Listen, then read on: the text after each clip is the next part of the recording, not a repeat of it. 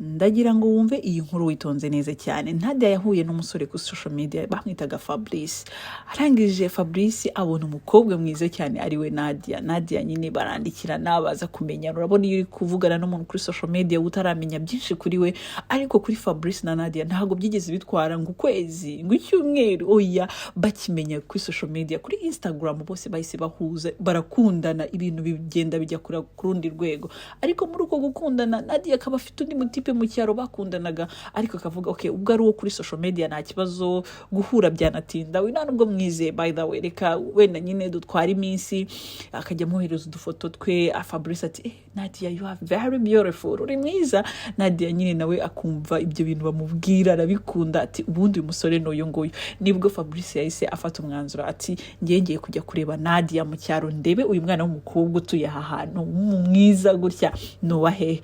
Nadia nyine nibwo Fabrice yahise atekereza, kuko yari yaramenye iwabo kwa Nadia. Nibwo yahise atekereza umwe mu batipe bane inshuti ye kera cyane, ati ariko uyu muntu ashobora kungeza kwa Nadia. Nibwo yahise agira iki, ahamagara umushuti wiwe aho ngaho nyine muri quartier kwa Nadia, ati ese wangeza aha hantu urahazi? Ati hano ni iwacu ndahahora. Ati rwose aha ni bisanzwe, quartier iyi ni yanjye, kwa kundi nyine umutipe ati ngiye hano ndayoboye, ati nta kibazo. Fabrice ahita abwira wa mutipe ati mu byukuri hari umukobwa nakunze aho twahuriye kuri social media, ati turakundana, ni sheri shushu. Ati urabeshya, ese izo nkundo zibaho? Uri wa mutipe nyine ari kubaza Fabrice ati ese izo nkundo zibaho? Ati zibaho, twe byatubayeho, kuko ubu ngubu niwe nje kureba kugira ngo ndebe se ibyo social media ima nibyo mbona.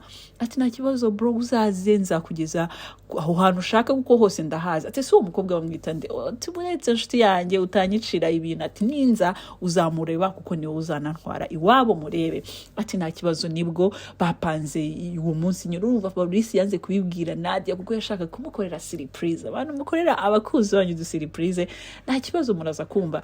Arangije nyine nibwo Fabrice yiteguye, afata imodoka aragenda, ahita ahamagara wa mutipe nyine w'inshuti ye wo mu cyaro nyine. Ati ndahageze rero, ngwino ufate hano ku muhanda. Ati nta kibazo. Umusore nyine nawe yari yiteguye, urumva agiye kwakira umuntu w'umunyakigali, none hagiye kugenda ngo amuhuze n'umukunzi we bamenyaniye kuri social media. No musore afite amatsiko atese muri iki cyaro Fabrice ninde yakunze. Nadia akagira undi mutipe bakundanaga aho ngaho nyine wo mu cyaro, ariko nyine urabona atafite icyizere. Atese uyu musore nubwo ari hano kuko arankunda, cyangwa n'ibyaye nibyo mu cyaro ibiki n'ibiki, ariko atekereza umusore uri mu mujyi ugiye no kuza kumureba, arava ubundi uyu niwe wanjye, reka mbe ndetse uyu wo mu cyaro nta kibazo, reka mbagira ari babiri, ariko I can try and I see the best of them. Nibwo nyine byageze gutyo, Fabrice arazagera mu cyaro. Wa mutipe nyine ajya kumwakira, inshuti ye nyine ya kera. Ati ngwino rero wageze mu cyaro, ngwino ntware kuri uwo mwana ugutwaye uruhu n'uruhande. Fabrice ati umva uriya muntu ndamukunda,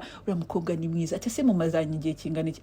Ati hafi ukwezi tuvugana kuri social media, kuri Instagram, ariko today I just wanna know her. Ndashaka kumenya, menye uwariwe, menya hataha, menye uyu mukobwa, nitegure nyine ku buryo namushyira no mu mago nsanga inzu yari umwana mwiza. Ati nta kibazo, ariko umukobwa arantunguye wa hano mu cyari wacu. Ati abantu bahari n'imbarwa, ngo urebye iyo ugiye kureba nyine ubundi ninjye musore ufite umukobwa mwiza, abandi baza bankurikira. Urumva nyine umuntu ari kwikina. Ati wewe nyine urumva Fabrice baramutwara. Ati reka muhamagare noneho ndebe ahantu aherereye.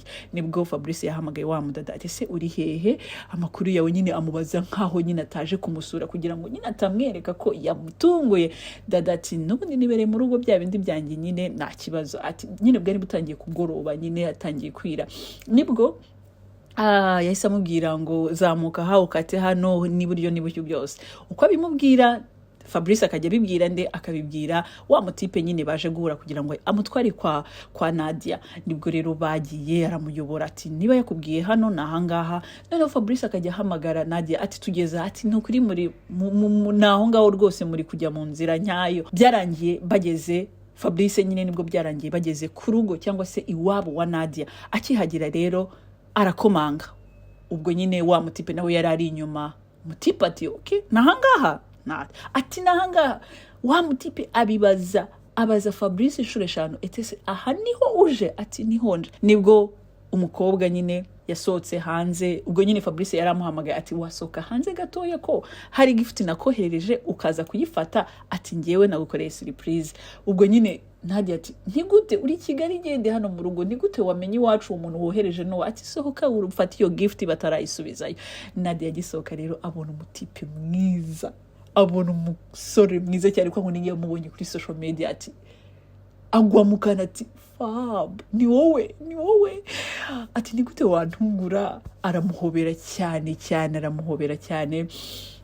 ati no kuri birandenze, amuha karibu nyine arinjira, ati mva birandenga nyine. Bamara nk'iminota 5 bari guhoberana bari gusuhuzanya, nyine urabyumva abantu babonanaga kuri social media bahuye amaso ku yandi. Nibwo nyine yamwinjeje muri salo ati ngwino wicare. Bamaze nk'iminota 5 nibwo Fabrice yahise yibuka ati there is someone wafashije kugera hano, ati umutipe rwose reka muhamagare, inshuti yanjye ya kera, ariko nyine kuko muri abaturanyi nanze kubikubwira, ahubwo ndavuga reka nzaze anyobore. Ati kuki utamubwiye ngo yinjire tukaba twamuhejeje hanze? Ati nta kibazo. Nibwo nyine wa mukobwa yavuga reka ngiye kumuhamagara, aravuga it's okay let me call him. Fabrice agiye kumuhamagara hanze, tipa ari hanze. Akigera hazi Fabrice ati what's wrong, kubera icyo umeze gutyo bro? Ati mani byorere nta kibazo nabirenze nuko ari akantu kari kangiye mu maso. Ati oya nagaruka nkuzi, tell me what's going on.